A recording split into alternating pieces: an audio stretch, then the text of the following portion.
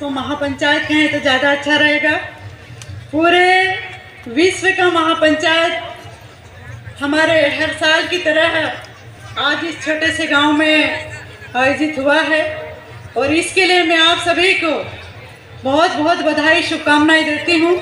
जिस तरह से पंडाल में जितने लोग दिख रहे हैं उससे कई गुना अधिक बाहर हैं जो आपको स्क्रीन के माध्यम से और हमारी संस्कृति के कितने स्टॉल लगे हैं उनको वो देख रहे हैं और अपना आनंद उत्सव मना रहे हैं। आदिवासी भाइयों, आज इस पंडाल में उपस्थित हमारे वर्तमान जो चुने गए राष्ट्रीय अध्यक्ष जिन्हें मैं बधाई शुभकामनाएं देती हूँ और साथ ही महिला और युवा के भी राष्ट्रीय अध्यक्ष बने हैं उन्हें भी, साथ ही हमारे सबसे वरिष्ठ इस संस्था को स्थापित करने वाले आदरणीय अशोक दादा, आदरणीय हमारे वाहरू दादा, आदरणीय हमारे सिंगला भाई और उपस्थित सभी दूर दूर से आए हुए जनप्रतिनिधि के रूप में सांसद, विधायक और न्यूजीलैंड और शायद अमेरिका और अन्य देशों से भी आए हुए हमारे मेहमान और इस पंडाल में उपस्थित जहाँ मेरी आवाज़ जारी है, मेरे सभी आदिवासी भाइयों और बहनों, आप सभी की जय। और मैं मेरी बात, क्योंकि आदिवासी विधायक हूँ, कई लोगों को लगता है कि हमारे जनप्रतिनिधि हमारे समाज की आवाज़ को ज़्यादा आगे नहीं पहुँचाते हैं, तो ये एक तरह से गलत है। एक आपकी बहन और बेटी के नाते ये कह रही हूँ कि आदिवासी समाज सबसे प्राचीन है। हम हमारी ज़मीनें छीनी, कभी सरदार थे हम, अब नहीं है वो ज़माना कि जुल्म सहेंगे हम, तोड़ जंजीर जकड़े क्यों गुलामी सहे हम, जाति पर कुर्बान होना आओ एकता परिषद से सीखे हम।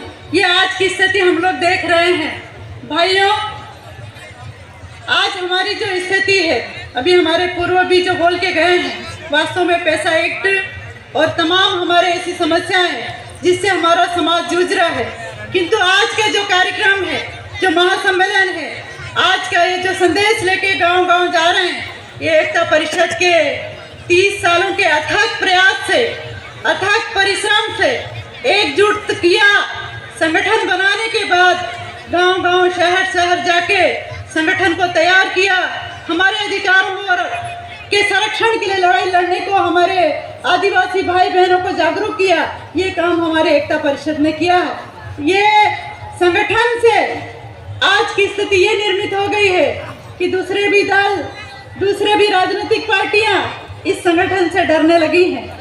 भाइयों, इसके बावजूद आज हम जिन समस्याओं से जूझ रहे हैं उनमें मैं अपनी बात रखना चाहती हूँ। जब कोरोना काल महामारी हमारे बीच आई तो मैंने हमारे मध्य प्रदेश में ही देखा, मेरे विधानसभा में ही देखा कि लाखों लोग कहाँ कहाँ भटके, रोजगार के लिए वो राजस्थान, गुजरात, महाराष्ट्र और तमाम पूरे देश में भटके हुए थे। और जब वापसी अपने घर की बारी आई तो इतने भटकते हुए पैदल चले। वो भयावह स्थिति, जो मंजर हमने देखा, वो भूलने लायक नहीं था। तो मैं आज के युवाओं से कहना चाहती हूँ कि चाहे जितनी पढ़ाई कर लें, पर तकनीकी ज्ञान को अपनाना होगा, तकनीकी शिक्षा को हासिल करना होगा। हमारे किसान भाइयों को वैज्ञानिक तरीका जो आज की तारीख में कहते हैं, वह हमारी जो परंपरागत खेती है उसे अपनानी होगी। आज इस पंडाल के बाहर जितनी दुकानें लगी हैं, हमारे आदिवासी भाई संचालित कर रहे हैं, तो बड़ा गर्व होता है कि हम लोग व्यापार व्यवसाय में क्यों आगे नहीं बढ़ रहे हैं। यदि बढ़ते हैं तो हमारे परिवारों में सुधार आएगा, हमारे बच्चों को पढ़ा लिखा पाएंगे और शिक्षा के अच्छे रास्ते उनके लिए खुलेंगे।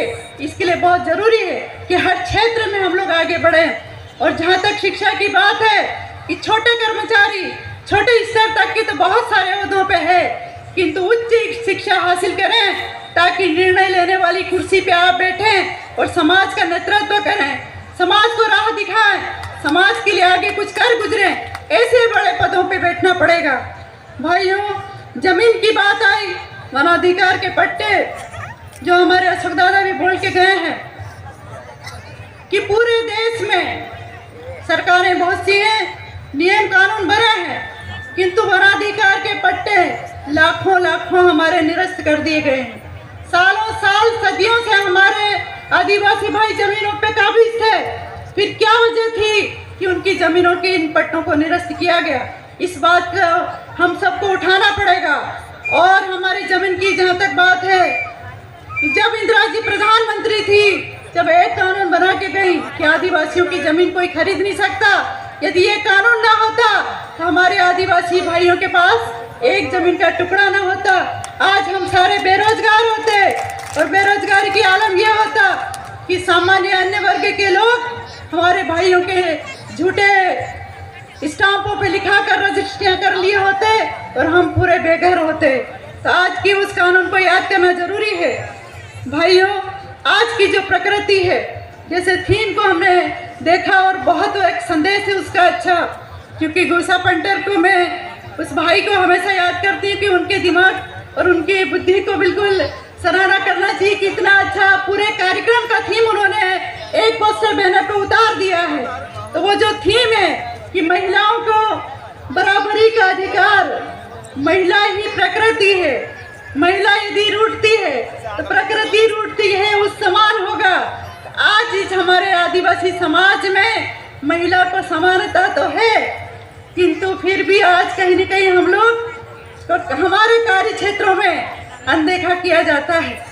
अनदेखा यदि किया तो मैं वही कह रही हूँ कि प्रकृति यदि रूठी तो पर्यावरण बिगड़ेगा, पर्यावरण बिगड़ा तो धरती खत्म होगी। और आज ये पर्यावरण की जो स्थिति है वो सारी इसी वजह से ऐसी हो रही है। भाइयों, हम लोग प्रकृति के पूजक हैं, चाहे हमारे तीज त्योहार हो, शादी ब्याह हो या कोई कार्यक्रम हो, हम लोग सीधे हमारे धरती माँ की पूजा, हमारी प्रकृति की पूजा, पेड़ पौधों की पूजा, यह हम सब करते हैं। और यही बात हमारी महिलाओं के ऊपर भी लागू होती है कि भैया एक गाड़ी का पहिया छोटा और एक बड़ा हो जाए तो क्या गाड़ी मंजिल तक पहुँचेगी? नहीं पहुँचेगी। दोनों पहिए समान होना चाहिए और समानता का भाव, समानता का अधिकार हमारी माताओं बहनों को जरूर देना चाहिए, चाहे वो शिक्षा का क्षेत्र हो, चाहे राजनीति का क्षेत्र हो, चाहे अन्य क्षेत्र हो। जब तक महिलाओं का साथ नहीं मिलेगा आप दुनिया को आगे नहीं बढ़ा सकते हैं। पूरे देश की 1 अरब 30 करोड़ के लगभग जनसंख्या है, उसकी 50% आबादी महिलाओं की है। किंतु मुझे गर्व है कि मैं उस समाज में पैदा हुई हूँ जहाँ महिलाओं के साथ अन्याय नहीं होता है। महिलाओं को, बेटियों को समान रूप से अधिकार दिया गया है, समान रूप से भेदभाव नहीं किया जाता है। तो मुझे इस बात का बड़ा गौरव महसूस होता है कि मैं आदिवासी समाज की आदिवासी बेटी हूँ। भाइयों, जहाँ तक आरक्षण की बात मैंने किसी के मुँह से सुनी नहीं अभी, किंतु मैं जो सोचती और देखती हूँ, हमारे संविधान में बाबा साहेब और उनके साथ जयपाल मुंडा जी ने जो हमारे आरक्षण की स्थिति